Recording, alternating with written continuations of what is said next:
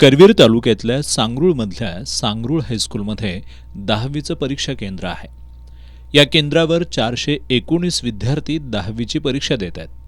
आज पहिल्या दिवशी परीक्षा केंद्रावर आलेल्या विद्यार्थ्यांचं केंद्रप्रमुख BS रामाणे यांनी गुलाब पुष्प देऊन स्वागत केलं.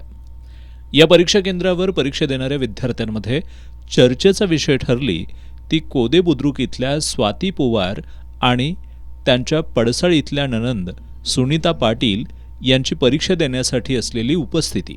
विशेष म्हणजे सुनीता पाटील यांची मुलगी मानसीनं सुद्धा आज बाजार भोगाव केंद्रावर मराठीचा पेपर दिला. मायलेक आणि आत्या यांचं एकाच वेळी 10वीची परीक्षा देणं सर्वांसाठी कौतुकाचा विषय ठरलाय, तर पोवार आणि पाटील कुटुंबासाठी हा आनंदाचा विषय आहे. मी चांगलं परीक्षा देत आहे आणि माझी बाजार भोगावला परीक्षा देत आहे आणि चांगलं असलेलं कॉम्प्युटर ग्रुप नाही आणि याचा अभिमान.